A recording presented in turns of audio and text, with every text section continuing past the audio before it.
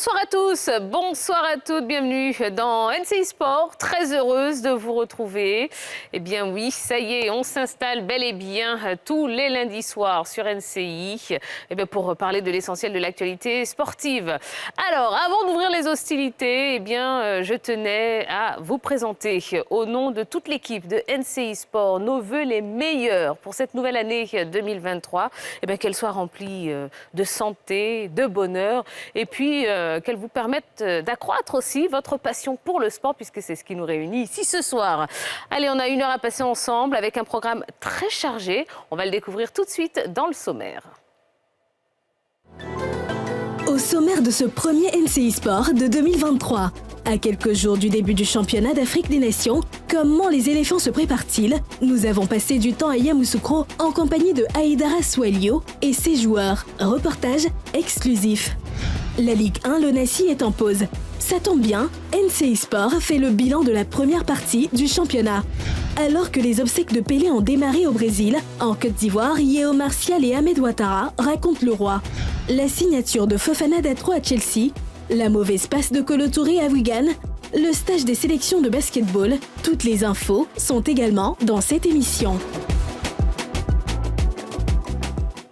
Voilà, gros programme en perspective et je ne suis pas seule, non, je suis très bien accompagnée, très bien entourée par 2 messieurs, 2 gentlemen que vous avez vus tout au long de la Coupe du Monde. Bonsoir Babou et Eric. Bonsoir Tia. Comment allez-vous? Super bien. Ça va? Ça a été la journée, ça a été parfait. La semaine. Surtout l'année, ouais. c'est bien passé. On a une nouvelle année. Bonne année à toi, bonne année à tout le monde. Bonne année à vous aussi. Bonne année aussi à vous et on espère en tout cas qu'elle sera bonne et riche en sport. Bonsoir Monsieur Laurent Boli, comment allez-vous? Je vais bien, je vais bien. Bonne année à vous aussi. Merci beaucoup. Bonne année à tous nos spectateurs, à tous nos passionnés de foot. Ouais. Et puis une année pleine de joie. On l'espère, on l'espère, on l'espère. Allez, messieurs, si vous êtes prêts, on va pouvoir y aller. On va pouvoir commencer avec le premier sujet qu'on va développer. Le 13 janvier prochain débutera le championnat d'Afrique des Nations. Depuis le 30 décembre, les éléphants A' sont en Tunisie pour la 2e phase de leur préparation. Mais avant leur départ, ils ont fait un stage bloqué de 5 jours à Yamoussoukro. Yves-Boris Vey, Armel Yao et Hervé Kiessé leur ont rendu une toute petite visite, histoire de s'enquérir de leur état de forme.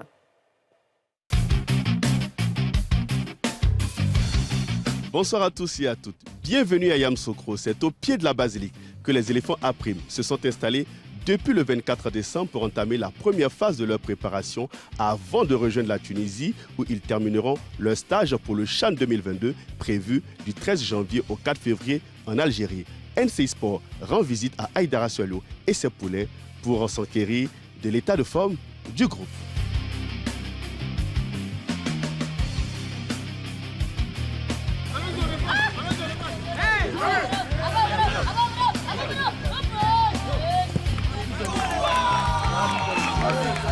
Nous sommes avec le capitaine de la sélection A', Aka Essis Baudelaire. Alors, une préparation importante pour cette compétition qui arrive, le CHAN 2022. Comment vous vous sentez, vous et vos partenaires, après cette première phase de la préparation? On se sent déjà bien parce que là, on vient de finir les premiers matchs des phases allées du championnat. Donc, on était en mode, je ne dirais pas récupération, mais voilà, entretien de forme. Voilà, ça se termine plutôt bien avec des petits matchs amicaux pour se mettre en place. Je pense qu'on sera fin prêt. Si vous devez faire un bilan de cette première phase, vous direz quoi? On dira qu'on a pris le temps de se connaître parce qu'il y a eu pas mal de nouvelles têtes. Voilà, on devait s'accommoder et puis trouver un bon état d'esprit entre nous avec les joueurs qui viennent d'arriver. Pas de nouveaux joueurs, mais des joueurs qui n'ont pas été lors des éliminatoires avec nous. Dakité Alimi, je vois que vous êtes en plein échauffement, en plein dégraissage après le match que vous venez de jouer. Le CHAN 2022, ce sera votre première compétition internationale avec l'équipe de Côte d'Ivoire, la sélection A'. Comment vous vous sentez psychologiquement à quelques semaines du début de cette compétition? Bon, tranquille, mentalement, parce que tout joueur qui a pu accéder au haut niveau a pu passer par un match international forcément. Donc du coup, on essaie de rester plus tranquille et puis bien mentalement, parce que c'est une très bonne expérience pour encore grandir et grandir. C'est mieux. On continue. Hein? Abraham, joue à l'intérieur, joue à l'intérieur. Joue à l'intérieur. La même chose pour Silla. Voyou Constant, merci de nous rejoindre. Vous arrivez en sélection suite à la blessure de Yaya Sogodogo. Comment vous avez été accueilli par le groupe? Déjà, je lui souhaite un bon rétablissement. Bon, il était déjà dans le groupe, il faisait déjà les présélections avec déjà le groupe. Donc mon intégration s'est bien passée, ça a été tranquille. Mon ambition personnelle, c'est d'aller le plus loin possible avec cette équipe-là. Et puis, pourquoi pas aller loin dans cette compétition. Silla plus haut, Silla plus haut. Silla, c'était toi, non, lui c'est le latéral. Alors, voilà. Oui.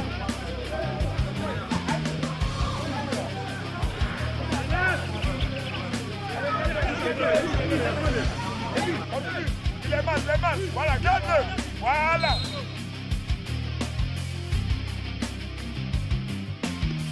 Après 5 jours de stage bloqué dans la capitale politique, ponctué par plusieurs matchs amicaux de 3 fois 40 minutes pour mettre en place les automatismes, les éléphants à prime semblent confiants et prêts pour le début de la compétition.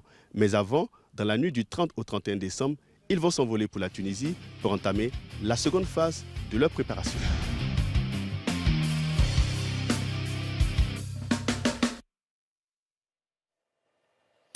Voilà, merci beaucoup pour ces belles images. On est content d'être au cœur quand même de la préparation de nos éléphants à prime. Alors, je me retourne tout de suite vers vous, Laurent Boly, puisque vous êtes le chef de délégation de ce CHAN. Est-ce que vous pouvez nous rassurer sur le fait que les éléphants ont tout ce qu'il faut pour bien se préparer? Parce qu'on rappelle quand même que c'est la dernière compétition dans laquelle on est en lice. On est engagé, tout à fait. Déjà, c'est une occasion que vous me permettez de dire merci au président de la fédération, le ministère des Sports, disons l'État de Côte d'Ivoire qui a mis vraiment les moyens pour que les garçons puissent se préparer pour être au top. Après ce stage groupé, l'équipe est actuellement en Tunisie pour 2 matchs amicaux et après ils iront directement en Algérie, la veille de la compétition, 3 jours avant la compétition. L'état d'esprit est bien, au top. C'est des garçons qui se connaissent individuellement, en club, en championnat. Maintenant, la difficulté, c'est de créer la cohésion du groupe. Pour cela, on fait confiance à l'entraîneur qui a l'expérience, qui a déjà des matchs internationaux qu'il a avec lui, les Jeux Olympiques. C'est quelqu'un d'expérimenté. Dans le groupe, vous voyez, il y a un peu de joueurs qui ont déjà vécu cela, comme le capitaine et 2 autres joueurs, et beaucoup de nouveaux talentueux, comme le gardien de la SEC qui nous a rejoints, qui n'était pas pendant les éliminatoires. Et vraiment, le groupe est serein. Il faut simplement les accompagner et puis qu'ils ne jouent pas le match avant la compétition. Absolument. Alors ça, c'est, je dirais, la première partie de la préparation, puisque, donc vous l'avez dit, ils se sont envolés pour la Tunisie. Mais justement, est-ce que ce premier stage était nécessaire? Parce que certains pensent que, ils auraient pu directement aller en Tunisie pour s'acclimater, pour profiter un petit peu plus d'être sur place, pour se mettre dans les conditions. Là, certains pensent que, c'est peut-être un petit peu du gâchis ou de la perte de temps. Qu'est-ce que vous en pensez, vous? Non, pas du tout. Je pense que pour l'une des rares fois, on voit que ce qui est fait avec beaucoup de sérieux, avec beaucoup d'application. Parce que les personnes qui sont autour de cette équipe-là sont des personnes qui ont l'expertise. Donc on sent un peu plus de sérieux dans ce qui est fait. Je dirais même là, on parle de première partie de la préparation. Moi, je dirais la deuxième, parce que la première préparation, c'est le championnat. C'est la compétition. C'est le plus important, c'est là où ces garçons-là donnent le maximum, c'est là qu'on les choisit. Donc déjà, la première partie du championnat a été la première préparation pour moi, pour ces garçons-là. Donc ce sont des garçons qui arrivent avec pratiquement 15 matchs dans les pieds, 15 journées dans les pieds, et donc ils avaient besoin d'avoir ce petit break-là, de se retrouver un peu, et puis après se relancer en Tunisie pour pouvoir terminer la préparation. Donc je pense que c'est fait avec beaucoup de méthodes. Voilà, on sent l'expertise dans ce qui est fait. Maintenant, on espère que ça va porter. C'est ça l'essentiel, parce que tout ça, c'est fait pour un résultat probant. Et c'est là où on les attend. Il faut que... C'est vrai qu'habituellement, on dit que les entraîneurs n'ont pas eu les moyens, les joueurs ne sont pas dans les bonnes conditions. Cette fois-ci, il n'y a pas eu de bruit. je pense que tout s'est bien passé. C'est vrai qu'on n'a rien entendu. On n'a rien entendu. Et ça, c'est à mettre à l'actif de la fédération, à l'actif du ministère, à tous ceux qui sont autour de l'équipe. C'est un bon point. Mais nous, où on les attend, c'est à la finale. Voilà, parce qu'on n'acceptera pas une demi-finale ou un match... on va être très exigeant. Alors, Laurent Bollier, est-ce que les joueurs ont cette pression, justement, du résultat? Oui, ils ont une envie de bien faire. Il y a eu les éliminatoires, il y a eu la préparation. C'était difficile de réunir 25 joueurs. Franchement, ils avaient tous envie de participer, d'être dans cette équipe. Malheureusement, la difficulté de l'entraîneur, c'est de choisir 25. Il a fait son choix. Et je pense que, comme Eric l'a dit, il y a eu 15 journées. Il a eu le temps de regarder un peu tout le monde. Il a fait son groupe. Il a sa philosophie du jeu. On lui fait confiance. Et il faut être prêt, pas les matchs amicaux, mais le jour J. Les matchs amicaux permettront d'être top. Et il faut être au top le jour J. Babou Eric, vous devez être quand même un petit peu content, hein, vous allez me dire si je me trompe, parce que tous les meilleurs joueurs du mois ont été sélectionnés après l'arrivée de Wayou Constant. Donc suite au décès, on l'a entendu dans le sujet de Sogodogo Yaya. On sait que vous avez... Comment ? Une fracture de fatigue. Absolument. Voilà. Bon, ben voilà. On sait que vous êtes à l'initiative quand même d'une cérémonie de récompense justement pour les meilleurs joueurs du mois. Donc on imagine que c'est une belle satisfaction pour vous. Oui, forcément. Ça veut dire qu'on ne s'est pas trompé. Ça veut dire que les joueurs qui ont été désignés pendant ces 3 mois, meilleurs joueurs du mois, sont 3 joueurs qui se retrouvent en sélection. Et on est content, on est fiers parce que c'est-à-dire qu'on a une expertise qui est vérifiée, qui est confirmée. Et donc ces joueurs-là, maintenant, à eux de montrer qu'ils ont le talent, les capacités pour porter cette équipe-là. D'accord. Alors Yves Borisvet a également rencontré le sélectionneur Aïdara Soalio, qui a fait le bilan justement de cette première phase de la préparation de Yamoussoukro. Eh bien, on va l'écouter ensemble. Durant 5 jours, vous avez élu domicile à Yamoussoukro pour un stage bloqué avec la section APRIM pour préparer le CHAN 2022.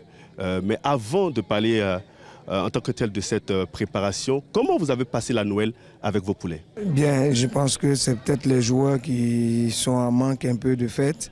Aujourd'hui, avec la profession, je pense que quand le devoir nous appelle, on est obligé de faire abstraction de tout ce qui est divertissement et se mettre à la tâche par rapport aux résultats que le pays attend de nous. Pouvez-vous nous faire un bilan de ces 5 jours? En venant ici à Yamoussoukro, c'est par rapport à la charge des derniers matchs du championnat. On est allé à un rythme infernal auquel nos joueurs ne sont pas habitués, sauf les équipes qui sont généralement qualifiées pour les Coupes d'Afrique, qui jouent 3 matchs en semaine. Mais pendant le championnat, les 16 équipes de Ligue 1 n'étaient pas habituées à ce rythme.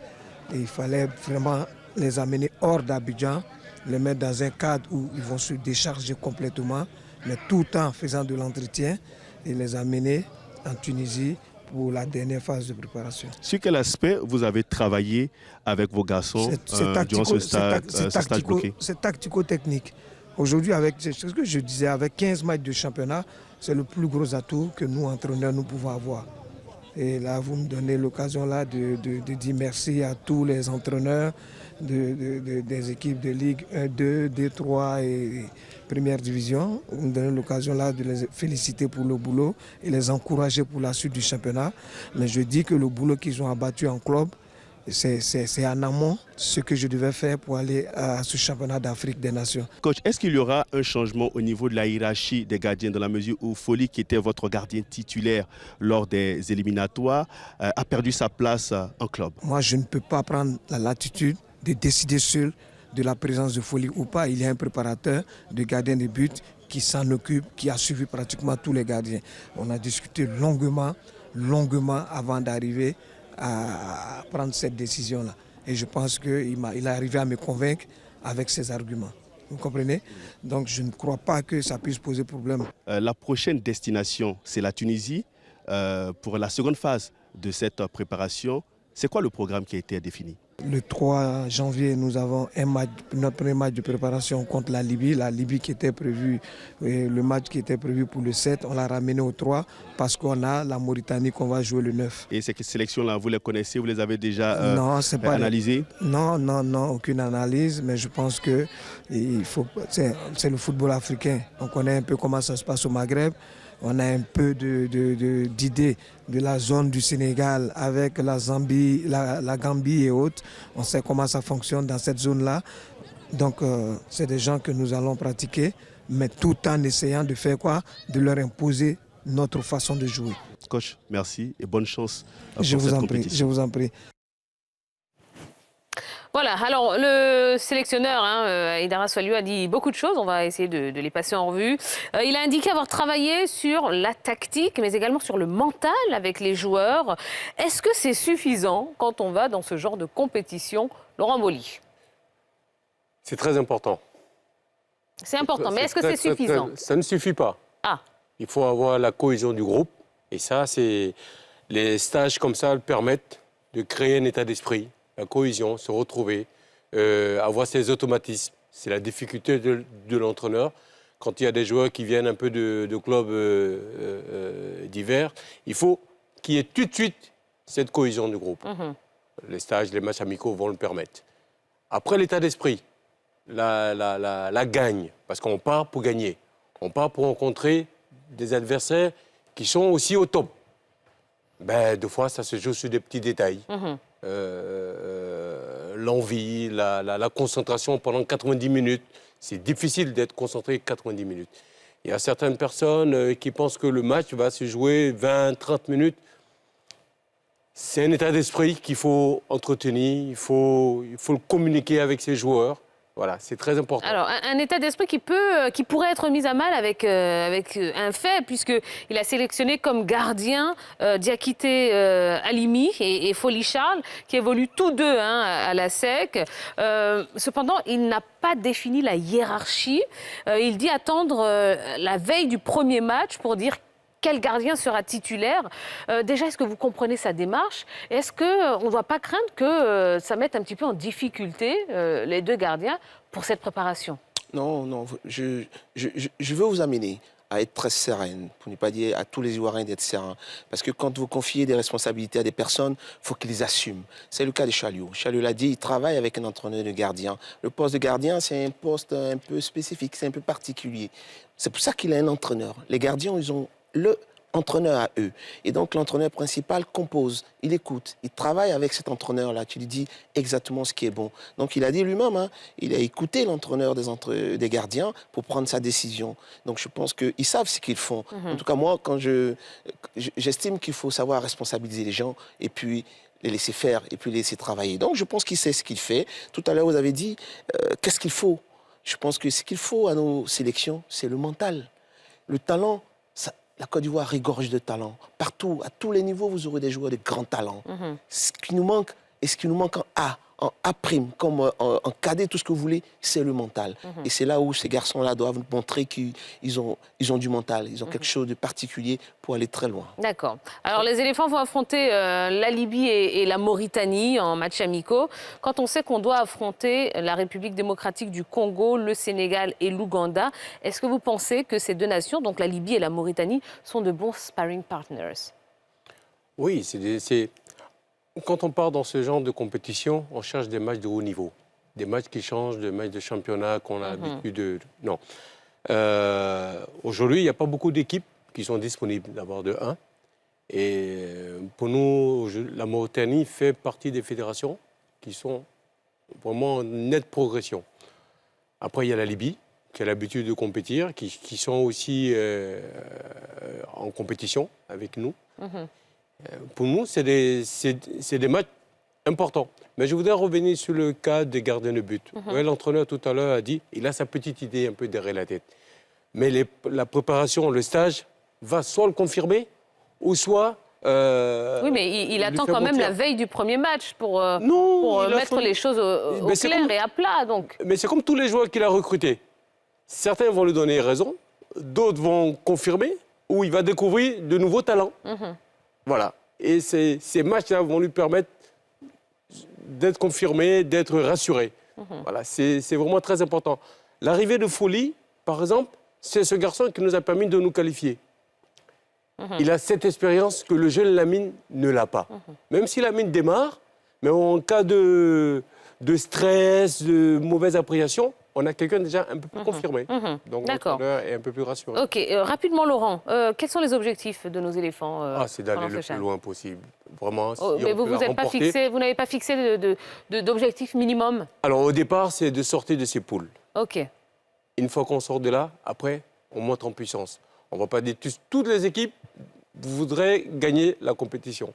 Nous, on part étape par étape. D'accord. Dernière question, puisque vous êtes quand même le chef du village, hein, comme on dit. On sait que les éléphants A ont des primes, sont dans des bonnes conditions, des primes qui peuvent aller jusqu'à 2 millions parfois. Est-ce que les A' vont être traités de la même manière? Oui, la volonté du président, vous savez, c'est la seule compétition qui nous reste. Je crois qu'il y a déjà le comité exécutif qui va venir nous soutenir. Et c'est de mettre le paquet. Je ne sais pas combien les primes vont s'élever. Mais on peut avoir une idée du montant ou pas? Non. Franchement, on sait pour la qualification combien c'était. La qualification, elle est terminée, on était à 1 million. D'accord. Voilà. Et là, on va pour la compétition. Le président, il négocie avec le ministère, l'ONS. On imagine que ce sera plus. On pense, mais ça, on le laisse gérer cela. On espère avoir les bonnes nouvelles. Vous savez, quand on gagne, tout le monde est heureux. Et on a envie de rester le plus longtemps possible au top niveau. Donc, chacun fait des efforts. Mais d'abord, les joueurs. Et puis, ils savent que quand ils sont au top, ils amènent tout le monde avec eux. Et c'est notre souhait. Eh bien, on espère en tout cas que vous irez le plus loin possible dans la compétition. Allez, on avance. Oui, on n'a qu'une heure à passer ensemble. Un maximum d'informations. On va parler de la Ligue 1, cette Ligue 1 ivoirienne qui a commencé donc en septembre dernier. Après 4 mois, eh bien, il est temps de faire un premier bilan de la compétition. Lancée le 10 septembre 2022 au stade Robert Champrou de Marcory, la Ligue 1 Lonassi marque une pause après 15 journées. On fait le point. Pour cette saison, il y a eu du changement par rapport aux années précédentes. Objectif, rendre la compétition plus attrayante. Comme innovation, on est passé de 14 à 16 équipes. Une première édition à 16 qui sera conclue par un mini-championnat entre les 4 meilleurs clubs de la saison. L'arbitrage a également vu passer le vent du changement avec l'arrivée des femmes au sifflet dans l'élite ivoirienne. Toujours dans l'optique de faire bien les choses, l'identité sonore du championnat ivoirien a été changée. Exit Bomo de Mewe place à une musique produite par le talentueux Tamsir. C'est donc dans ce nouvel habillage que les 16 clubs de la Ligue 1 Lonassi ont lancé la chasse à la couronne détenue par la SEC Mimosa. Un peu plus de 3 mois après, c'est l'heure du premier bilan. 120 matchs se sont joués, 242 buts ont été inscrits, soit une moyenne de 2 buts par match, qui sont les bons et les mauvais élèves de cette première partie de championnat. La Fleur Mimosa continue d'éclore dans le jardin du football ivoirien. Seule équipe ivoirienne encore en lice au plan continental, le champion en titre est la meilleure écurie au terme des 15 premières journées de la Ligue 1 Lonassi avec 31 points. Un fauteuil de leader que les Mimos doivent à la solidité de son bastion défensif. En 15 sorties, les protégés de Julien Chevalier ont concédé 7 buts et en ont marqué 19, sans perdre le moindre match. Derrière la SEC Mimosa, on retrouve la Fadélis de Sassandra, invaincue depuis 13 journées. Deuxième au classement avec 27 points, la société Omnisport de l'armée détient la palme de la meilleure attaque. De plus, son attaquant Yaya Sogodogo est le meilleur buteur du championnat. Il a inscrit 6 des 24 buts des Soudja. Il est à égalité avec Ouattara Romaric du stade d'Abidjan et Adam Arsène du Stella Club. Pour trouver les mauvais élèves, il faut se rendre dans la seconde partie du tableau où sont logés le S Bafing et le CO Korogo. Les hommes du Poro, malgré leur succès mardi dernier, occupent la 16e place du classement avec 12 points après 15 matchs joués. Au bilan, ça donne 6 nuls, 10 défaites pour seulement 2 victoires. Quant à l'entente sportive du Bafing, elle est la plus mauvaise défense avec 24 buts concédés lors de cette première partie de saison. Du côté des promus, l'AS Denguélé reste dans la première partie du tableau en se positionnant à la 7e place. Pour sa part, le stade d'Abidjan, après une belle entame, se retrouve dans la zone rouge. cette première partie de championnat a eu son lot de chaises musicales sur les bancs de touche. On note le limogeage de plusieurs entraîneurs, notamment Sékou Fofana, Lucie Okorogo, Yaya Kone de l'ES Bafing, Beltaï Fakri du FC San Pedro et plus récemment Israël Oussou du Stade d'Abidjan, tous les 4 pour insuffisance de résultats. Comme on le voit, il y a eu pas mal de rebondissements dans cette première partie de saison. En attendant la reprise le 28 janvier prochain, toutes les équipes sont au labo pour tenter de revenir plus fortes pour la conquête du titre, pour une place africaine ou pour le maintien. Voilà, vous savez tout de ces 15 premières journées donc de Ligue 1 ivoirienne. 240 buts en 120 matchs. Pas mal quand même comme rendement. Oui. Qu'est-ce que vous pensez du niveau de ce début de saison? Non, vous l'avez dit, pas mal. Ça fait pratiquement 2 buts par journée. C'est quelque chose d'exceptionnel. C'est pas mal déjà. Et pour pouvoir bien juger, apprécier le championnat, faut pas faire des comparaisons avec les anciens championnats où vous n'allez pas bien apprécier. Parce que nous qui suivons le championnat depuis quelques années, on va dire ces 2-3 années, on voit que ça commence à monter en puissance, ça commence à être un peu plus performant. Juste pour vous dire, regardez, tous les joueurs qui ont performé l'année dernière sont partis. Ça vous dit que les gens sont venus faire leur mercato pratiquement en Côte d'Ivoire.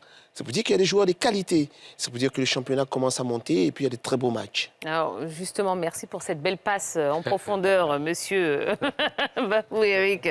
En parlant de joueurs qui sont partis, c'est vrai qu'on craignait un petit peu pour la SEC Mimosa après le départ de Konaté Karim ou de Ki Aziz. Mais la SEC domine cette première partie de saison avec 15 matchs sans défaite. Est-ce que finalement, on ressent vraiment le départ de ces joueurs, sachant que la SEC a quand même 19 buts au compteur? Tout à fait. Oui, nous avons un championnat qui propose de très bons joueurs. Il faut être patient, il faut leur faire confiance, il faut leur donner ce temps de jeu. Malheureusement, l'exigence du haut niveau fait qu'on veut le résultat tout de suite. Mais on a un très bon championnat. On a un très bon championnat malgré le départ d'Aziz Ki et certaines personnes. Il y a d'autres joueurs qui sont pas mal. Alors, toujours pour parler de la SEC qui domine quand même le championnat depuis 2020. Finalement, on doit comprendre quoi? La SEC est trop fort pour le championnat ivoirien? Non, il faut dire que depuis 2020, effectivement, la SEC a dominé le championnat. Mais je vais mettre un bémol, cette année, moi particulièrement, la SEC M. Dupas cette année. Quand vous voyez l'effectif de la SEC, vous voyez certes, il ne marque pas beaucoup de buts. On sent que le départ d'Aziz Ki, le départ de leur buteur, le jeune Konaté Karim pèse. Parce qu'il n'y a pas ces buteurs, il n'y a pas ces joueurs-là qui vont enflammer aujourd'hui l'attaque Mimo. C'est une attaque qui est en difficulté. C'est vrai qu'ils résistent parce que derrière, c'est du solide. Milieu de terrain, défense, c'est du solide. Mais offensivement, c'est une équipe de la SEC qui est en difficulté. Quand vous revoyez les derniers résultats de la SEC, vous le constatez. Quand vous suivez le championnat, vous voyez que c'est une équipe de la SEC qui est pratiquement dominée. Et avec beaucoup d'expérience, arrive à gagner ces matchs. Donc c'est une équipe de la SEC qui est moins, on va dire, flamboyante que ces 2 dernières saisons. Oui, Laurent. Oui, c'est normal parce qu'on ne remplace pas du jour au lendemain comme ça Aziz Ki et Konaté Karim. Il faut être patient, il faut donner du temps à ces nouveaux là, qui viennent d'arriver. On n'est qu'à 15 journées de championnat. Vous allez voir qu'ils vont se bonifier avec le temps. On verra d'autres bons joueurs. Ils ont l'habitude. Oui. Ils ont l'habitude de la SEC de répondre présent à des moments où c'est assez chaud. D'accord. Rapidement, les promus en Ligue 1 cette saison, l'AS Denguélé et le Stade, qui ont quand même eu un bon début de saison, mais qui ont fini par flancher. Est-ce que vous attendiez quand même un parcours différent au vu de ce qu'ils ont montré la saison dernière? Non, je pense qu'ils étaient dans l'enthousiasme de la montée dès le début du championnat. Et puis ils ont rencontré, on va dire, des équipes plus ou moins qui étaient dans le milieu de tableau. Et quand ces équipes-là ont commencé à rencontrer les cadors du championnat, tout de suite, on a vu qu'elles étaient en difficulté. C'est pour ça que petit à petit, elles ont rétrogradé, elles sont redescendues dans le bas du classement. On va dire, c'est normal. Elles viennent d'arriver, elles comprennent que c'est un championnat qui est très difficile. La Ligue 1, c'est pas facile. Elles sont en train d'apprendre, il n'y a que 15 journées. Espérons qu'elles vont apprendre très vite pour remonter dans le haut du classement. D'accord. Alors, moi, je dirais... J'ai un autre avis qu'Éric. Je dirais qu'ils avaient un noyau, un automatisme, avec un certain nombre de joueurs avec lesquels ils ont fait un super championnat en Ligue 2. Ils sont montés, ils ont terminé premiers de leur poule. Ils sont restés sur ce même groupe-là. Au bout de 4, 5, 6 journées, au fur et à mesure, La difficulté a commencé à arriver. Ils ont flanché un peu, la fatigue. Mais c'est ça la Ligue 1. La difficulté. Absolument. Ah, on se rejoint. Hein? Là, on a le même avis. Finalement, vous avez le même avis. Finalement, on se rejoint. Mais je me dis, les premières journées, ils ont roulé parce qu'ils étaient déjà au top. Ouais. Ils ont continué sur le lancer de la montée. Et après, L'adrénaline du début. l'adrénaline du début de saison. Après, Voilà. les dures réalités de la Ligue 1 les ont rattrapés. Voilà. Laurent, rapidement, puisqu'on n'a pas beaucoup de temps, votre club, la FAD, a fait après un début de saison un petit peu difficile, a commencé à carburer. Et là, vous êtes même sur le podium. C'est quoi vos ambitions là pour cette saison? Alors cette année, Champion. le championnat, à la fin de la deuxième partie, un play-off, on va dire.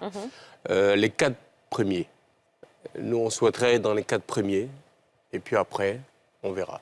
D'accord, Voilà. très Ouais. bien. Oui. Contrairement aux équipes qui sont montées, la FAD, par exemple, a commencé difficilement et puis à est montée fait. en puissance petit à petit avec un entraîneur qui commence à avoir l'expertise de la Ligue 1, le jeune entraîneur qu'il a, Romaric. ancien joueur, qui petit à petit commence à être quelqu'un d'aguerri, commence à prendre de l'expertise aussi. Oui. Mais il faut être patient. Comme je le disais, il faut être patient. Il a dit un jeune entraîneur, mais qui ne demande qu'à apprendre. Oui. Tout à fait. Si au bout des premières journées, on dit non, il n'est pas prêt, il n'a pas l'expérience, on va tourner la page, on va éternellement recommencer. À un moment donné, il faut que ça s'arrête. Bon, finalement, un championnat à 16, c'était une bonne idée ou pas? Ah oui, c'est toujours bon.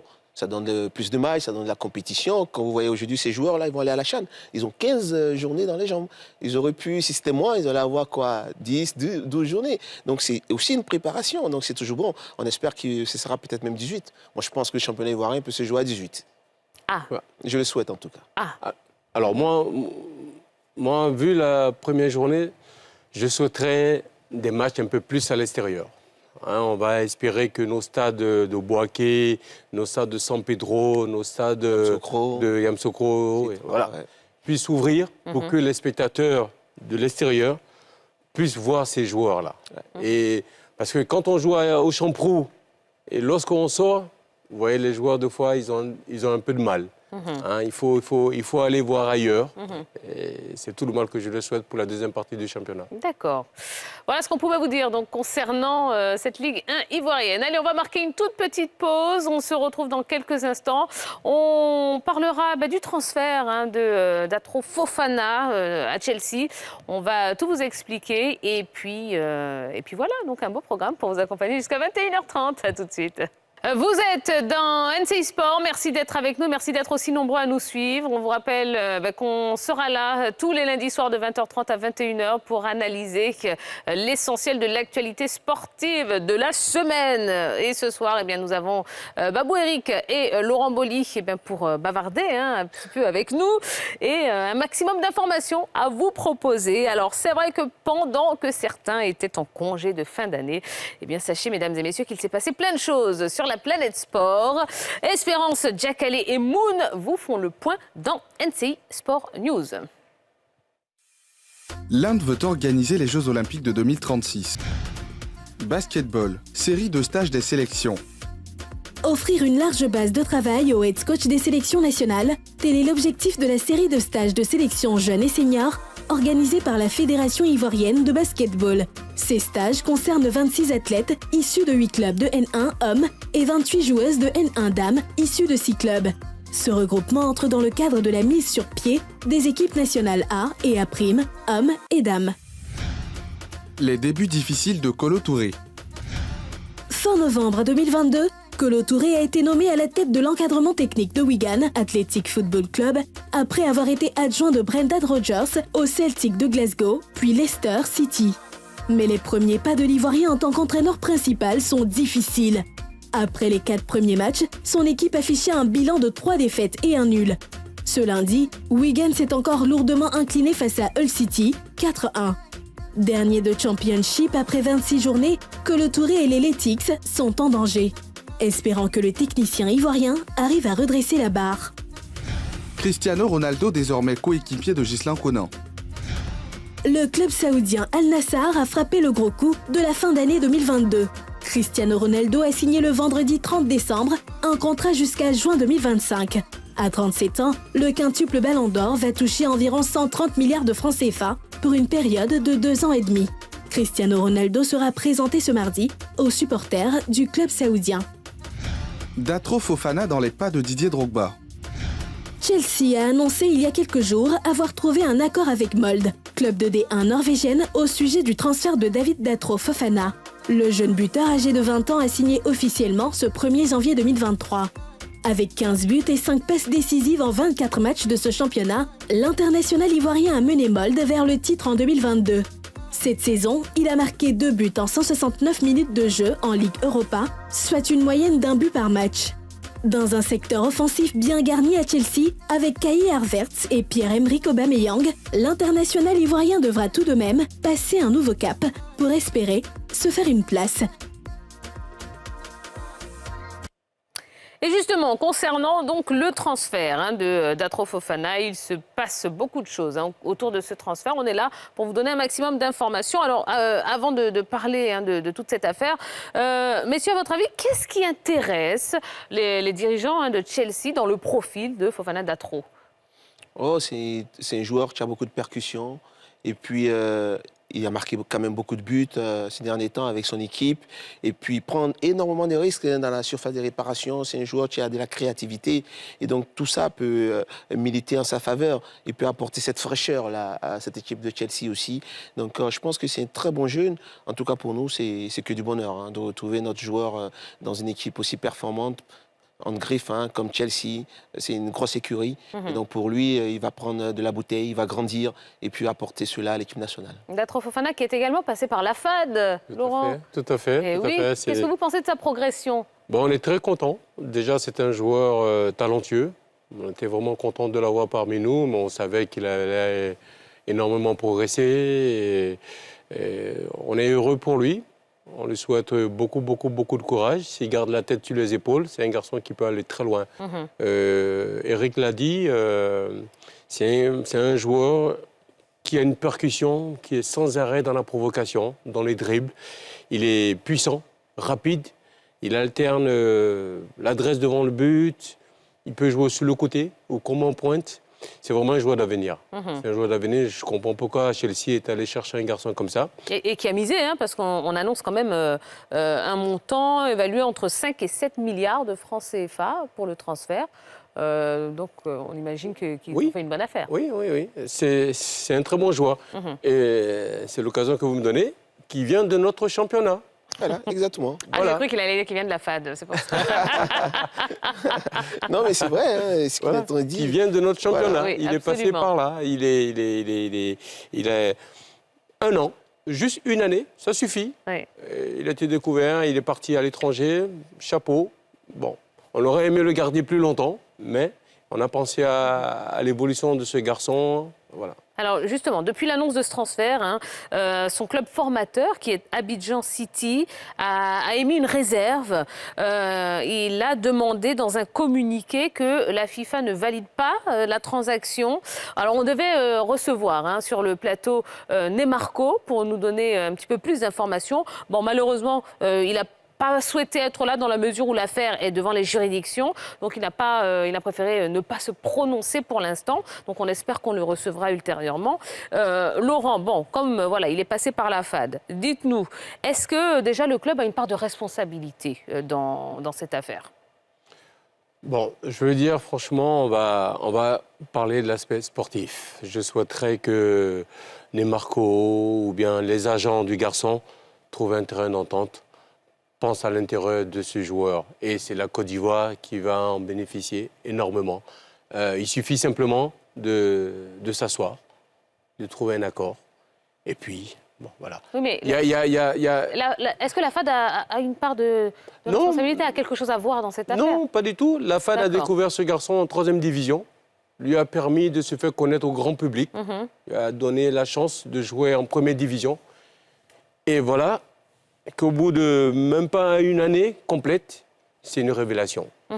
Et en ce moment-là, bon, le club formateur, les agents, la famille... La famille, puisque la maman du joueur ne reconnaît pas avoir signé un contrat professionnel, mais plutôt une autorisation parentale pour permettre à son fils, alors là je lis tel quel, hein, pour permettre à son fils, alors mineur, d'avoir une licence. C'est vrai que la question qu'on se pose, c'est est-ce qu'on peut avoir une licence fédérale sans un contrat pour un footballeur qui évolue en D3, en Ligue 2, en Ligue 1 ? Oui, quelqu'un pour répondre à ma question. Oui, parce que comme Laurent le dit, c'est souvent difficile. Hein. Voilà, on est dans un milieu qui est très compliqué, parce que partout où on parle d'argent, et surtout dans un milieu où on parle de beaucoup d'argent, il y a beaucoup de choses. C'est difficile de savoir qui dit vrai, qui dit faux. C'est vraiment compliqué. C'est pour ça que cette affaire-là... Moi, ce que je trouve dommage, c'est que on n'arrive pas à s'asseoir pour régler ce genre de choses-là. Voilà. Parce que chaque fois, on doit exposer le pays à des faits divers. Et moi, je pense qu'il y a un moment où il faut pouvoir s'asseoir. La fédération doit à un moment taper sur la table pour dire il faut que ces choses se règlent d'abord en interne avant que ça ne sorte. Je pense qu'il faut trouver une formule pour pouvoir régler tous les problèmes d'abord au niveau de la fédération, si possible au niveau des ministères, avant que tout ne sorte du pays. Mais est-ce que ça peut compromettre le transfert à Chelsea ? Oh, je ne pense pas. Non ? Je ne pense pas. Je ne pense pas. Je pense qu'on a affaire à des personnes assez matures pour pouvoir trouver un terrain d'entente. Bon, ben on espère en tout cas qu'il y aura, que ça va bien se passer. En tout cas, on est fiers de lui. Il est arrivé à Chelsea et on espère qu'il va suivre les pas de Didier Drogba, de Salomon Kalou et autres. C'est tout le mal qu'on lui souhaite. Voilà.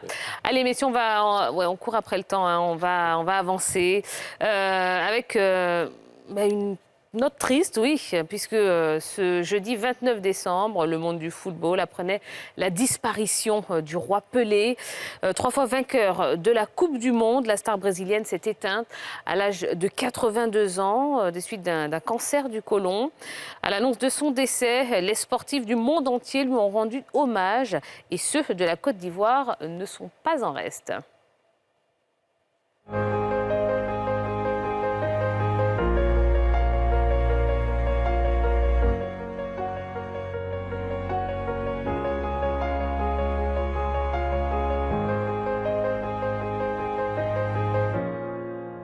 C'était un grand choc pour moi et je garde en lui cette dernière image dans laquelle il était avec un déambulateur en train de marcher et ses larmes coulaient. C'était de la désolation, de la tristesse, parce que pour moi on dit vive le roi est mort. Pelé pour moi c'était une référence. Mon jeu de tête m'a permis de regarder cette détente quand il jouait à l'époque. Donc pour moi, on va dire une grande tristesse, une infinie tristesse. Je vois comme image, c'est son image félicitant Ahmed Ouattara à Tunis 94. Pendant ce match, je reçois un ballon de Adama Clofier sur une talonnade d'Amani. Je regarde la position de Neguin, je pousse le ballon de la tête. C'est mon point fort, la force de pénétration. Je pousse le ballon, je me retrouve en face du gardien Farota, passement des jambes, et je lui mets le ballon entre les jambes. J'ai marqué un but. C'est après que j'ai su que c'était un but d'anthologie, tout simplement, parce que je ne savais même pas que Pelé était dans les tribunes. Et là, quand on monte pour prendre les médailles, on est tous alignés comme ça. Et à un moment, je vois quelqu'un qui sort qui dépasse les Ayatou, tous les gars, qui bousculent véritablement le protocole et qui se dirige vers moi et qui me prend dans ses bras et qui me met ma médaille. Je me dis, ouh là, j'ai raté quelque chose, non? Tout simplement, je venais de rentrer dans l'histoire, parce que je venais de marquer un but d'anthologie. Et il m'a dit, Granda Gol, je ne parlais pas portugais à l'époque, je ne jouais pas encore au Sporting. Donc il m'a dit, ah, Granda Jogo, Granda Gol, Granda Jogador. Il m'extrait dans ses bras. Venant de Pelé, quelle émotion. Chacun de nous, tous ceux qui sont de ma génération, je ne vois pas un qui va dire qu'il n'a pas aimé Pelé, il n'a pas adulé Pelé. Et je crois que les héros ne meurent jamais. Pelé ne sera jamais mort.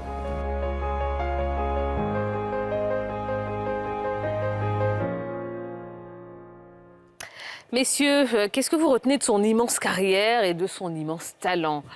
Babou Eric. Oui, beaucoup d'émotions, hein, parce que Pelé, il a inventé tout simplement le football.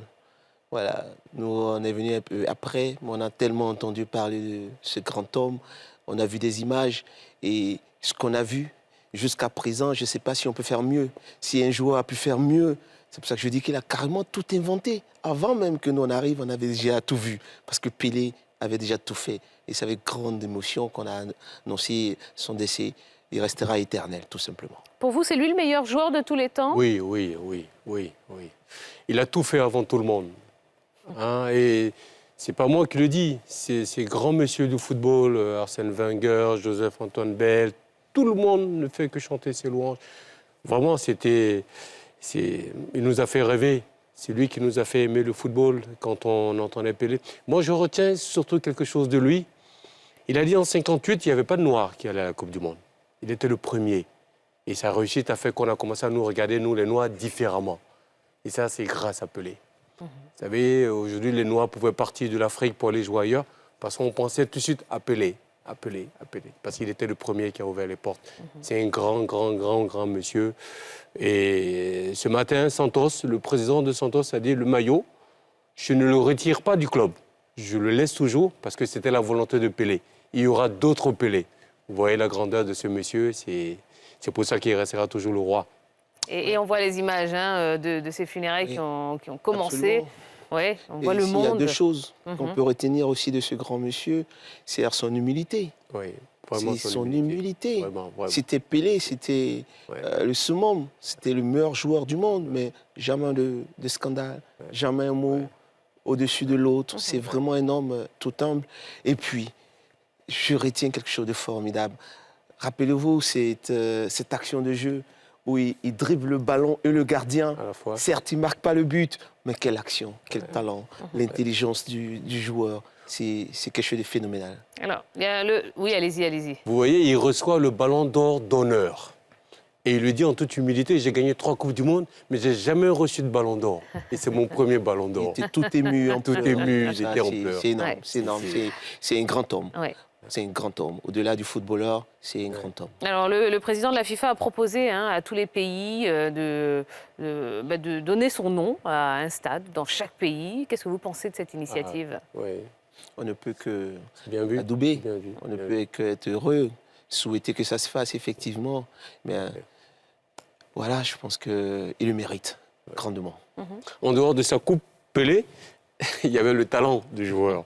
Et moi, vraiment, c'est le sourire, toujours le sourire. Vous voyez Mbappé à côté de lui, on a l'impression que c'est Pelé qui fait le joueur. Tellement il est heureux et admiratif, il est ouvert à tout le monde. Ouais, c'est phénoménal. C'est une joie. Et il est venu en Afrique, il est venu ici au stade, les anciens, quand ils vous racontent le match contre le stade d'Abidjan. Exactement. On a eu cette chance-là aussi, il faut le dire. Raison de plus pour adouber la décision, sinon l'initiative de la FIFA. Parce que nous, on a reçu Pelé en Côte d'Ivoire. On peut s'enorgueillir, on peut bomber la poitrine pour dire que Pelé a joué au stade de Fauboigny, au Félicia. Pelé y était.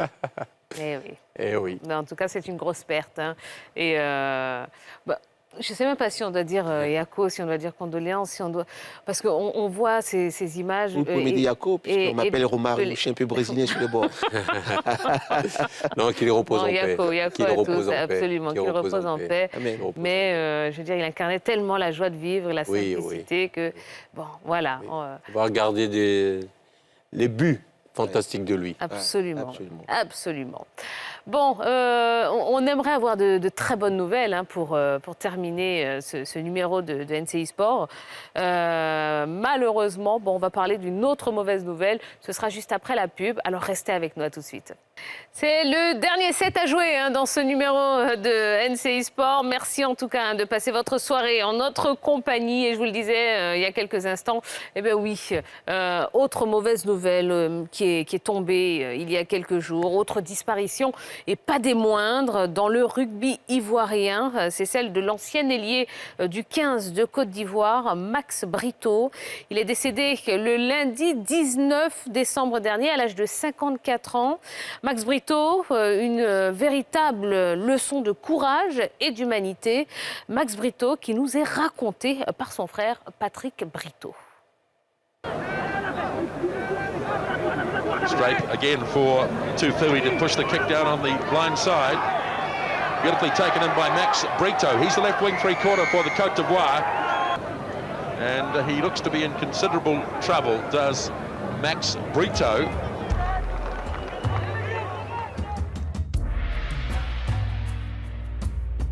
Il était le symbole du rugby ivoirien.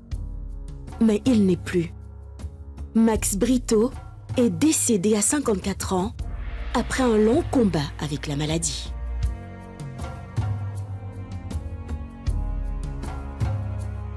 La triste nouvelle a été annoncée le mardi 20 décembre par le club du Biscarrosse Olympique Rugby.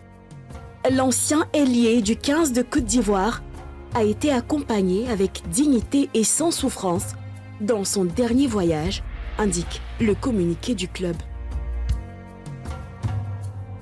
Max était fatigué, je dirais, son corps avait lutté pendant toutes ces années, pendant ces 27 ans de tétraplégie, pour essayer de supporter au mieux cet état, mais il était arrivé au bout du chemin. C'est à l'âge de 5 ans que Max Brito et son frère Patrick découvrent le rugby et intègrent le club de Biscarrosse, dans le sud de la France, où leur famille est installée. Et très vite, les deux frères savent qu'ils veulent défendre les couleurs de leur pays natal, la Côte d'Ivoire. Max a toujours eu une affection particulière, bien entendu, c'est son pays de naissance. On est arrivé en France, il avait 5 ans. Voilà, il était reparti pour faire quelques stages, mais il a toujours gardé une très très forte affection parce qu'il a toujours été très surpris, très étonné de l'engouement, de l'admiration que les gens ont pu avoir envers lui. Il se posait la question pourquoi lui, qu'est-ce qu'il a fait de particulier, mais c'est vrai qu'il a été pris en amour par le peuple ivoirien. Travailleur acharné, amoureux du ballon ovale, Max entre dans l'histoire en participant à la première et unique Coupe du Monde disputée par les éléphants rugbymen en 1995 en Afrique du Sud. Il n'avait pas été sélectionné pour la compétition. Mais son frère, ayant renoncé à cause d'une pubalgie, Max a été rappelé en renfort. L'histoire aurait pu être belle, mais la vie de Max Brito bascule le 3 juin 1995. Le match qui oppose la Côte d'Ivoire et les Tonga a commencé depuis 3 minutes lorsque le numéro 11 des éléphants est violemment plaqué par Inoke Afeaki avant que plusieurs joueurs ne lui tombent dessus, le laissant sans connaissance par terre. Max dira plus tard qu'il a ressenti comme une formidable décharge d'électricité, puis qu'il s'est mis à trembler avant de se retrouver bizarrement apaisé. Max ne sentait plus rien. Le diagnostic est sans appel. Victime d'une rupture de la moelle épinière entre la 4e et la 5e vertèbre cervicale, Max Brito restera tétraplégique malgré les interventions chirurgicales pratiquées en urgence. Ça a été un choc pour moi parce qu'on se dit que la vie, parfois l'intégrité physique tiennent à peu de choses, à quelques fractions de secondes. Et j'ai revu ces images 2-3 fois seulement et depuis je ne les ai plus jamais regardées depuis plus de 27 ans. Ça a été dur, ça a été un choc, mais il a fallu rapidement passer à autre chose et ne plus revenir sur cet incident, mais plutôt essayer d'avancer, de l'accompagner et de mettre tout en œuvre pour qu'il puisse, et lui, de par sa force morale, sa résilience, avancer dans la vie qui était devenue la sienne. Cet accident tragique n'a jamais ébranlé son amour pour le rugby. C'est pour cela que pendant 25 ans, il a travaillé à l'éclosion de ce sport en Côte d'Ivoire en créant en 2015 l'Académie Max Brito en collaboration avec la Fédération ivoirienne de rugby. Son but, former et aider les enfants. Il le disait, il voulait donner aux jeunes générations ce que le rugby lui a apporté, ses valeurs. Le grand courage de Max aussi a été, après son accident, de ne jamais en vouloir au rugby. Il répétait souvent que ça peut arriver à n'importe qui, à n'importe quel moment, en traversant une rue, en descendant un escalier. Donc au-delà d'une certaine fatalité, pour lui, il ne s'est pas coupé du monde du rugby, au contraire. Il a participé à des manifestations, il a accompagné des trophées.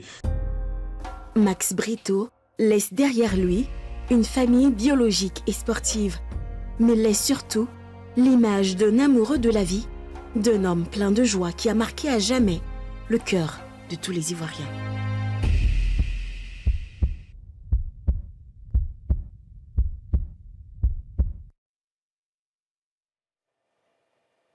Et il était important pour toute la rédaction de NCI Sport de rendre un vibrant hommage à Max Brito, qui a fait énormément pour la Côte d'Ivoire, parti trop tôt malheureusement, mais en tout cas une grosse pensée pour sa famille biologique, ses amis et tous les amoureux du rugby ivoirien.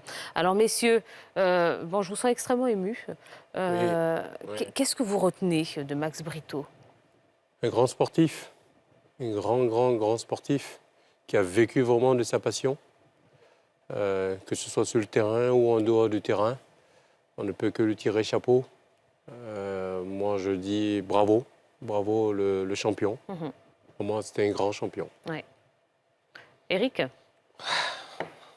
Beaucoup d'émotions, beaucoup d'émotions. J'ai vécu ce moment-là aussi, parce que j'ai suivi ça. J'ai vécu ça, il me restait un peu comme un traumatisme. C'est un moment que redoutent beaucoup de sportifs. Il y a eu quelques événements comme ça aussi malheureux sur les stades. C'est très dur. Mais ce que je retiens, c'est quelqu'un qui aimait son sport. Il aimait le rugby. Il a tout donné, il n'a rien lâché. Ouais. Il n'a surtout rien lâché. Et ça, c'est la leçon qu'on doit retenir de la vie de Max. Ne jamais rien lâcher. Il faut aller jusqu'au bout de son rêve. Et puis... ne rien lâcher. Rien lâcher. Est-ce que vous avez l'impression que la Côte d'Ivoire lui a rendu ce qu'il lui a donné? Je pense qu'il a eu beaucoup d'affection, aussi des Ivoiriens. On a vu une nation qui était derrière son champion, mais ça ne suffira jamais, parce qu'il a beaucoup perdu quand même. Et je pense que, j'espère en tout cas, que l'hommage sera à la hauteur de son amour pour le pays. Vous voyez, dans le commentaire du frère, il dit qu'il n'en veut pas au rugby. Ça aurait pu arriver en dehors du rugby, il y a des personnes qui traversent la route. Ça, c'est l'état d'esprit d'un grand champion. Vous voyez, il reste positif, toujours positif, quel que soit, même malgré la douleur. Non, on peut que souhaiter qu'il repose en paix, le grand champion. Absolument. Et une fois de plus, vraiment, on présente toutes nos condoléances à la famille Brito et à tous les amoureux du rugby ivoirien. Voilà. Bon, eh bien, écoutez, on est à la fin de ce numéro de NCI Sport. Merci beaucoup, messieurs. Merci, Babou Eric. Merci, Laurent Boli. Vous nous ramenez des informations croustillantes, puisque vous partez en Algérie très, très bientôt. Oui, pour le CHAN. Oui. J'ai besoin de vos prières, de vos encouragements, de vos soutiens pour trouver les mots pour galvaniser nos jeunes champions. Oui. Parce que, comme on le dit, à eux de faire le job après. Absolument, absolument. On sera de tout cœur avec vous et avec eux. Et on vous donnera des informations fraîches et de l'intérieur. Voilà. Allez, merci beaucoup. On espère que vous avez passé une belle soirée en notre compagnie. Eh bien, le prochain rendez-vous de NCI Sport, c'est lundi prochain, à partir de 20h30 pour encore un maximum d'informations sportives. Excellente soirée sur les antennes de NCI et à lundi prochain. Bye bye.